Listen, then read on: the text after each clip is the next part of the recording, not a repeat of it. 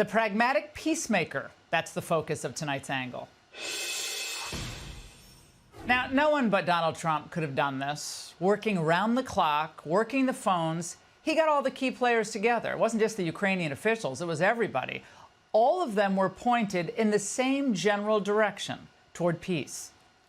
As I said before, broke the deadlock, basically, with President Putin by starting that dialogue. I think if we play this well, we could end this. The path is open. You opened it last Friday. Now the way is open for complicated negotiations. We are here to work together with you on a just and lasting peace. I'm sure that we'll be able to find a solution, find and get a lasting and just peace. I think that we had very good conversation with President Trump, and we spoke about very sensitive points. The first one is security guarantees, and we are very happy with President that all the leaders are here. What the world saw today is the Trump effect. Zelensky and the Western world gathered for hours in Washington because Donald Trump summoned them not to rally for war, but to huddle for peace. Now, just days after Vladimir Putin traveled to the United States to meet Trump, his first trip in 10 years to the U.S., the president of Ukraine, NATO Secretary General, the German Chancellor, and other European heads of state met to talk about finding a pathway to end this horrid bloodshed. Now, we don't even know how many people, remember, have died in this war in Ukraine, but the number could be as high as 1 million Russians and Ukrainians lost, their lives gone. Surveys are showing that the people want peace. The fight to the finish attitude of Ukrainians has given way to reality. They want this war to end.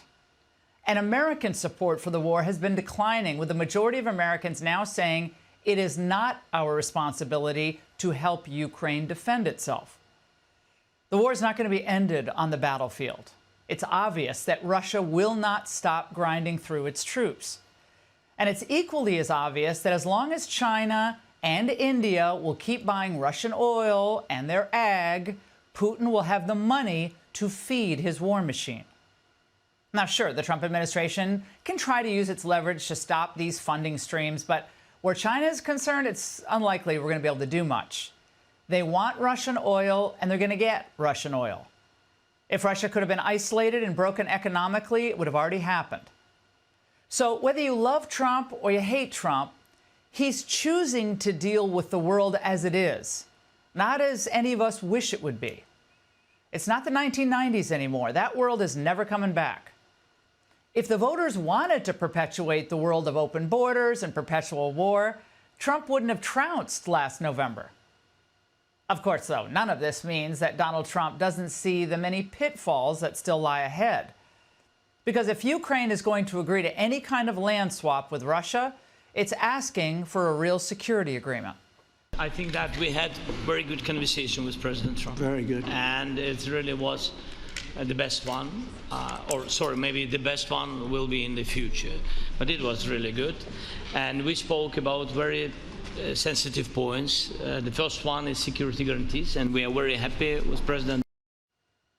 Now, this is Europe's backyard, and Trump doesn't want Americans, though, to shoulder the lion's share of the burden. I think that the European nations are going to take a lot of the burden. We're going to help them, and we're going to make it very secure.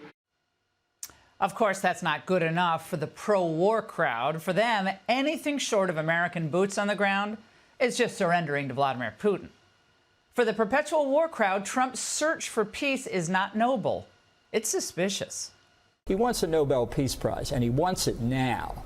So he's willing to say a lot of things. He didn't really commit to anything. I think what Trump wants is a Nobel Prize, whichever way he can get it, being a mediator, being an advocate, doing whatever, that's what he wants.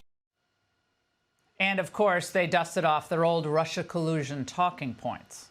I was struck by, obviously, President Putin was not at the table, but President Trump was effectively voting his proxy.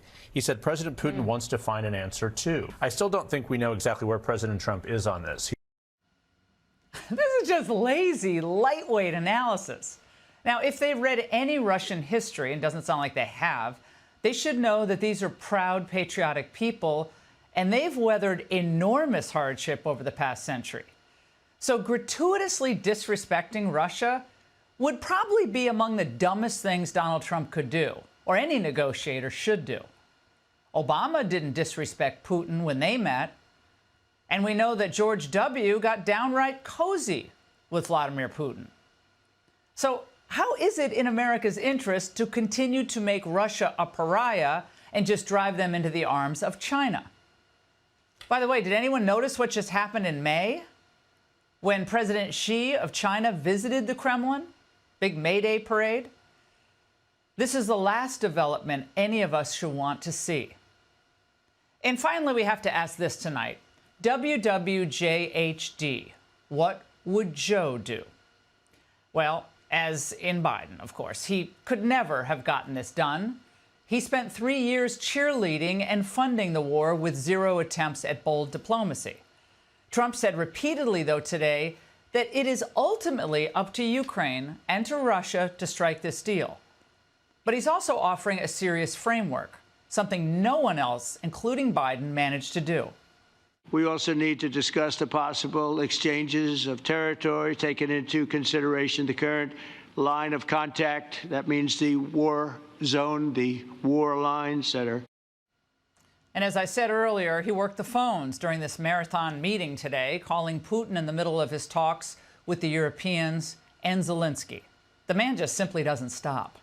We'll see. And in a certain period of time, not very far from now, a week or 2 weeks, we're going to know whether or not we're going to solve this, or is this horrible fighting going to continue. We'll do our best to get it ended.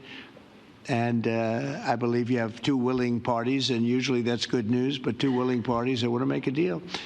And we'll journey together, and we'll go over and we'll see if it can be done. Pragmatism. That's what we need. Now, that's what a peacemaker sounds like. And every patriotic American with a heart should be hoping tonight that President Trump succeeds. And that's the angle. Zelensky swung by a Joseph A. Bank in D.C. to buy a black 4-button. No tie, but he was spiffier. The press agrees. President Zelensky, you look fabulous in that suit. I said the same thing. Yeah, you look good. I said the same thing. Yeah. Isn't that nice? That's the one that attacked you last time. See, now I remember that. I apologize to you. You look wonderful. No, my first question for you, President Zelensky. In the same suit. You see, I changed you. Why should we care what another man wears? Well, it's not about the fit. It's about the respect. And Zelensky stepped it up.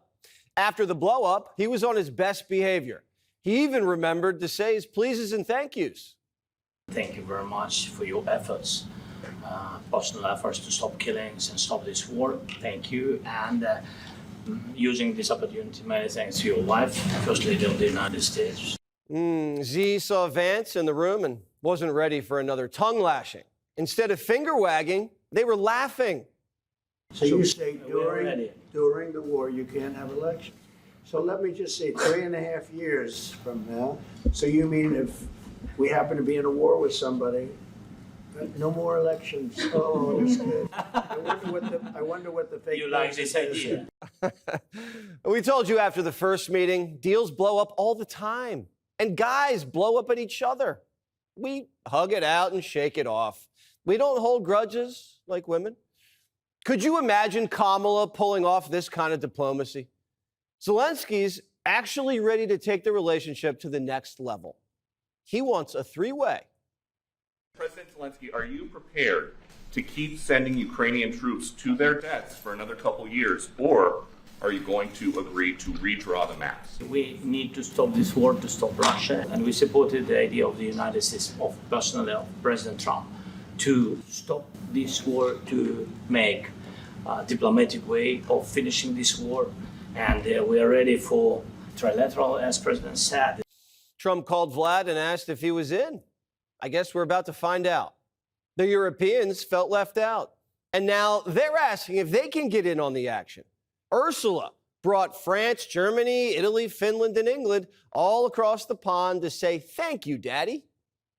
I think it is an important day, a new phase, after 3.5 years that we didn't see any kind of sign from the Russian side that there was a willing for dialogue. So something is changing, something has changed, thanks to you. I really want to thank you, President of the United States, dear Donald, for the fact that you, as I said before, broke the deadlock, with President Putin by starting that dialogue. I think in the past 2 weeks, we've probably had more progress in ending this war than we have in the past 3.5 years. With all the world leaders at the White House, Secret Service agents were overheard saying it's the busiest it's been in 7 years. John Roberts says he's covered the White House for more than a decade and has never witnessed a meeting like this. Trump was even showing them his big fight, fight, fight portrait. But CBS says Europe was just there to make sure the former actor didn't get bullied. There is concern from the Europeans that President Zelensky is going to be bullied into signing something away. That's why you have these European leaders coming as backup tomorrow. No, it isn't. That's not why they're coming as back. That's not true. This is such a stupid media narrative that they're coming here tomorrow because Trump is going to bully Zelensky into a bad deal. We've been working with these people for weeks on this stuff. They're coming here tomorrow because they chose to come here tomorrow. We invited them to come. We invited them to come. The president invited them to come. Do you hear yourself, Margaret? Zelensky wasn't bullied. He says the meeting couldn't have gone any better. I think that we had very good conversation with President Trump. Very good. And it really was the best one. Maybe the best one will be in the future. But it was really good. Then Trump gave him a gift, a big, beautiful map of Ukraine, and told him to just jam it in his suitcase. Thank you for the map, by the way. Good map. It was great. Yeah. I'm thinking how to take it back. Trump wants to see this end in a peace deal. He's not trying to bully anybody. If anything, Putin's been bullying the last two American presidents. Vlad took Crimea under Obama's watch and eastern Ukraine under Joe's when he said don't. Trump's main goal is to secure a peace that lasts, not a short-term ceasefire that Russia can just use to rebuild, restock, and go back in. We're going to work with Ukraine. We're going to work with everybody, and we're going to make sure that if there's peace, the peace is going to stay long-term. This is very long-term. We're not talking about a 2-year peace. It's a peace deal or no deal. Vlad knows this is his last shot. He got jelly legs when Trump laid it out. Look at him wobble around. Maybe Putin was lightheaded after Trump called an audible and scrapped lunch. Medium rare fillets and champagne vinaigrette glazed salads sat there for hours uneaten. What a shame. Or maybe he got the shakes when the B-2 bombers buzzed him. Trump said the meeting in Alaska was a 10, but the media is upset about the carpet. I mean, it crushed some norms having him walk across a red carpet while Trump clapped. I mean, that generally, oh, come Putin on. doesn't get... Are we really going to go through this kind of bullshit? Like it's like Obama wore a tan suit and he saluted with coffee in his hand. Who gives a shit what he walked across? Gavin Newsom kicked the homeless out of San Francisco and threw Xi Jinping a parade. FDR had caviar, champagne, and cigars with Stalin. Stalin. Even CNN gets it. Oh, my God, they rolled out a red carpet as if he should have kneed him in the groin the minute that he stepped off the plane. I mean, he's trying to cut a deal. Trump was in total control. He wouldn't let Putin pick the place. Russia wanted to meet in the Middle East, but Trump told him, get on a plane to Alaska or no FaceTime. CNN booked a body language expert to debunk the Russia hoax. Watch. The body language, to me, put the lie to the notion that we've had for 10 years that Trump is Putin's stooge. Putin looked like his caddy. I mean, he really did. He's half his height. He was sort of smiling uncomfortably. I think we can lay to rest the idea that Trump is some Russian agent. I actually wish that he'd been a little kinder to him. I thought he was intimidating. You think Kamala could have gotten Vlad to fly over to our home turf and buzz him with B-2s so badly that his legs looked like he drank a fifth of vodka? This meeting never would have been possible if Donald Trump hadn't slapped secondary sanctions on Russian energy exports, and if Trump hadn't forced the Saudis to keep oil prices low. He got NATO to beef up defense spending, and the EU trade deal has us selling the continent American energy. No more Nord Stream. It's time for peace. Ukraine was once gung-ho, naturally, and now they want a truce. The idea that they do want to negotiate an end to this war as soon as possible, that has now gone through the roof. Again, we're talking about 69%, which is such a big difference from where we were at the beginning of the war when it was just 22. Everybody wants this war to end. The only ones who don't are Democrats. They're pro-war just because they're anti-Trump. They told us Trump was going to start World War III, but he's brokered so many peace deals that he's getting nominated for the Nobel. Even Crooked says give it to him. Honestly, if he could bring about the end to this terrible war, if he could end it without putting Ukraine in a position where it had to concede its territory to the aggressor, if President Trump were the architect of that, I'd nominate him for a Nobel Peace Prize. A lot of Democrats are starting to realize Trump was right about everything. The border, trans, crime, and now Ukraine. Trump's the peace candidate that Democrats used to be. One thing about him that I know, I'm not going to tell you how I know, but a lot of people have seen the same thing. He really does hate war. Right. He really does not like it when people die in war. The man just hates death because he's such an optimist and he sees the full potential in everything and everybody. It sickens him to watch nations throw funerals instead of weddings and waste money on weapons instead of big, beautiful ballrooms. And as a real estate developer, it's a sin to watch beautiful land massacred by missiles. And welcome to Hannity, a historic day at the White House today. We'll get to that in a minute. Also tonight, D.C.'s federal crime crackdown, it is working big time. But across the country, more shame for Gavin Newsom in the United Socialist Utopia, California, where an illegal immigrant obtained a commercial driver's license before killing 3 on a highway with his tractor trailer. We'll check in with DHS Secretary Kristi Noem will weigh in tonight. Also, James Comey has some thoughts, not on his atrocious behavior, but on being a weird Taylor Swiftie. Beyond bizarre. Take a look. You see, Taylor Swift and I go way back. I went to my first concert of hers 15 years ago. I've been to a second, and I have helped financially support the attendance of a lot of family members at others. You are a very weird man. Anyway, coming up, we'll explore Mr. Higher Loyalty's pathetic fall from grace. But first tonight, huge historic news from the White House. Peace between Russia and Ukraine is now a real possibility. There's a lot of ground to cover. I don't want to be overly optimistic. We don't like to overpromise and underdeliver. But all of it thanks to President Trump. Unlike every other world leader, he was able to pull this off. Unlike every other world leader, he's willing to expend political capital. Now, pause for a moment and think about how historic this really is. On Friday, we were in Alaska. That's less than 3 days ago. President Trump was in Alaska meeting with Vladimir Putin. Putin hadn't been on U.S. soil in 10 years.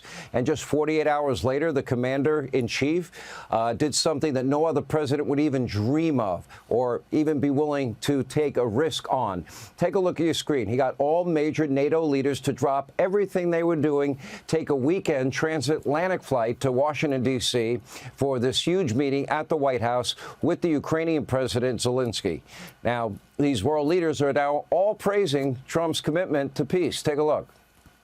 I really want to thank you, President of the United States, dear Donald, for the fact that you, as I said before, broke the deadlock with President Putin by starting that dialogue. And I think it was in February that you had the first phone call. And from there, we are now where we are today. And that is, I think, if we play this well, we could end this. I think it is an important day, a new phase, after 3 years and a half that we didn't see any kind of sign from the Russian side that there was a willing for dialogue. So something is changing, something has changed, thanks to you. I think in the past 2 weeks, we've probably had more progress in ending this war than we have in the past 3.5 years. And I think the fact that we're around this table today is very much symbolic in the sense that it's Team Europe and Team United States helping Ukraine. Now, remember, it was only Friday that Trump haters and the state-run legacy media mob, the Democratic Party, they were telling you every American, that Trump's peace negotiations with Putin were an embarrassment, a failure. He got schooled. Now, Senator Chris Murphy calling the meeting a disaster for the war in Ukraine, an embarrassment for our country. You know, few thought that Donald Trump could pull it off. Here it is Monday, and look at all the people. They're all at the White House. Why were all of Europe's leaders at the White House praising President Trump in less than 3 short days? He's moving at the speed of Trump. Now, the left in this country has been rooting for Trump to fail on every front and for this horrible war to what? Continue? More dying, more death? As President Trump pointed out, he could negotiate a total unconditional surrender from Vladimir Putin, and we could get a Moscow and St. Petersburg and more, and the left would still be unhappy. Take a look. I said that if in the settlement you got Moscow, St. Petersburg, and thousands of miles around them, they would say I made a bad deal. The level of hatred and animosity is incredible. Not with all. I mean, we have great people up here. We also have terrible people up there that I think are told what to say. But, you know, in solving all of these wars, they don't even write about it. Now, let's temper expectations here. Make no mistake, there's still no guarantee that a peace deal is imminent or will even happen. But what we can report tonight is there are major territorial decisions to be made, including the Donetsk region. But everyone is on agreement on one key issue. They're all, you know, they all want the killing to stop. By the way, don't you? Don't you think it's time? How many more Russian soldiers need to die? How many more innocent men, women, and children in Ukraine have to die? Take a look. We've had a very successful day thus far. Important discussions as we work to end the killing and stop the war in Ukraine. We're all working for the same goal, very simple goal. We want to stop the killing, get this settled. Now, for all you Trump derangement syndrome people out there, there's only one person in the free world that could get this done and get this close to a possibility of a lasting peace, and that's President Trump. He did force Vladimir Putin to the negotiating table. He used 4 very key measures, as I see it, to get that accomplished. He started selling the sophisticated U.S. weapons to NATO and Ukraine. In other words, okay, Vladimir, you don't want to play ball fast enough? Let me get your attention this way. Number 2, he signed that economic agreement, the trade agreement with the European Union that included nearly $1 trillion in guaranteed purchases of American energy. In other words, that's $1 trillion worth of oil and gas that will not be coming into Europe from Russia funding Putin's war machine. Number 3, President Trump got NATO members to more than double their military commitment to 5% of their GDP.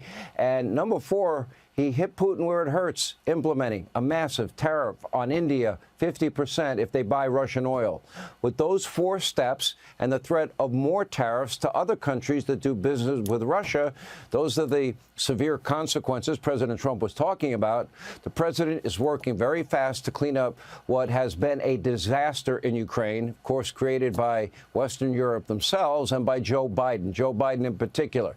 You know, Joe Biden never even picked up a phone when Vladimir Putin was amassing military equipment and troops at Ukraine's border, and it was going on for month after month. Many European countries continue to spend lavishly on Russian oil and gas, making Putin rich. In other words, funding his war machine, all while nixing their own power plants in the name of, quote, climate change, despite Trump's dire warning. Remember the white flag of surrender that he gave then German Chancellor Merkel. Europe even tried to lecture President Trump, you know, just before the meeting with Putin about how we should negotiate. Their arrogance, appalling. None of them could accomplish what Donald Trump has accomplished to this point. At least we're talking. At least there's an opportunity. But now, because of President Trump, the sheer economic and military might of our country, the U.S., there is hopefully the chance of peace. And above all, the president has a commitment to peace, frankly, unlike anything we have seen.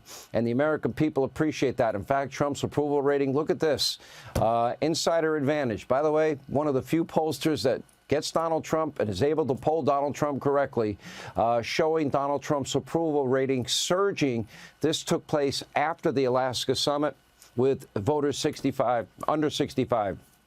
But this isn't peace at all costs. At the end of the day, if Vladimir Putin doesn't want a deal, President Trump is committed to breaking Russia's piggy bank with very aggressive, dire consequences and tariffs on anyone and everyone that buys Russian energy. And the U.S. Senate will help in that regard as well. Great to see you. I hope you didn't mind the cavity search. Happy Monday, everybody. So later this year, MSNBC will become MS Now. They say the new acronym means My Source for News, Opinion, and the World. But others believe it stands for Miserable No One Watches.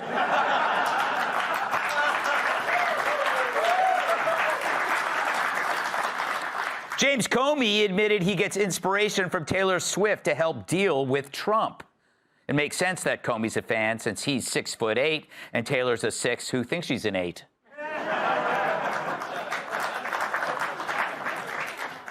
Madonna spent her 67th birthday at a horse race in Italy.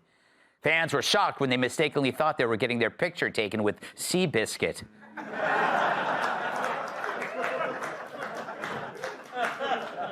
Scientists in China are working on a robot that can carry a human fetus. Experts predict that soon you won't need a woman at all, once robots can remember an argument you had 4 years ago. So true.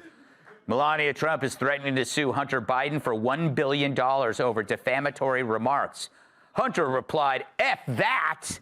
But we aren't sure if he was talking about the lawsuit or the homemade sex toy he made out of a cantaloupe.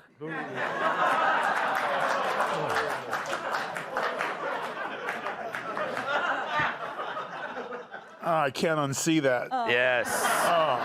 An Ohio Chick-fil-A announced that minors must bring an adult over 21 years of age if they want to dine in. And some men are happily renting themselves out as chaperones. Wow. Eric Swalwell was so frustrated at food prices at a grocery store that he threw his hat on the ground. And to no one's surprise, a Chinese spy camera came rolling out of it. And finally, because he's pro-prostitution, if Zohran Mamdani becomes mayor, many worry that NYC will become a hotspot for sex workers. Well, when do I join the campaign? Asked one man.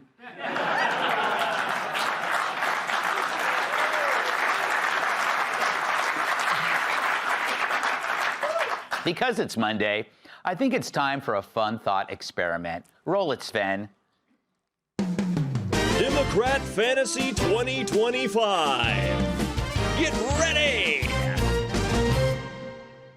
Wow. So, by an incredible stroke of luck, a bunch of meteors hit only red states, and the Dems have been put back in charge. So now that they've regained control, what do they do first? Besides putting the Maryland dad on Mount Rushmore. Obviously, they must undo all the damage Trump made to the country, to the world. So let's ask them, what do you do first? Reopen the border and invite the millions of illegals deported back into our country, including the violent ones, rapists, and the murderers? Or would you first repair our relationship with Iran? Is there a way to unobliterate their nuclear facilities? It's gone now, but maybe you can bring it back to life, like Biden's aides did with Joe every morning. Should you kill the deals that Trump made that brought peace between Cambodia and Thailand, Rwanda and the Republic of Congo, Armenia and Azerbaijan, India and Pakistan, Egypt and Ethiopia, Joe and Mika? Or how about between the D.C. government and its citizens? It's gotten so quiet on the streets, you can hear Rashida Tlaib's mustache growing.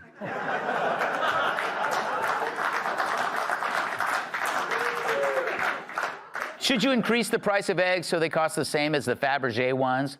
Raise gas prices too? Should you undo the deregulation that saved thousands of dollars per family per year, saving trillions total? You Dems probably weren't even aware of that. But given the mess Trump has caused, it's easily overlooked. Plus, you're terrible with numbers. Hell, even your teachers can't count past 69.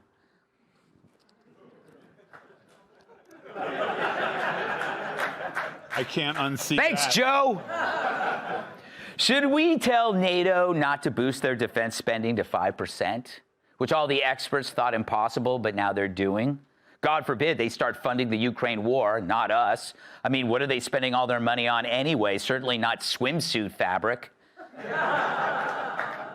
What about reversing blue-collar wage growth after its first increase in 60 years? Or cancel the $7+ trillion that governments and companies have pledged to invest here? Or take the $90 billion in tariff duties so far and give it back? The stock market's reached record highs. We can't have that.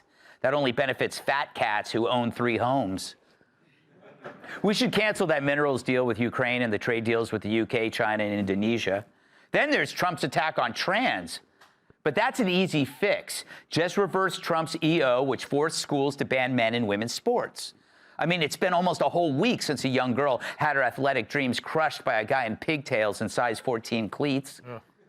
And we need to reverse hospitals who halted so-called gender-affirming care for kids and get back to doing what they do best, ruining a child's mental health and sexual function for life. We should get rid of the Halt Fentanyl Act, because, you know, before that, I used to build muscle hopping over overdosed addicts. Hey, Sean Hannity here. Hey, click here to subscribe to Fox News YouTube page and catch our hottest interviews and most compelling analysis. You will not get it anywhere else.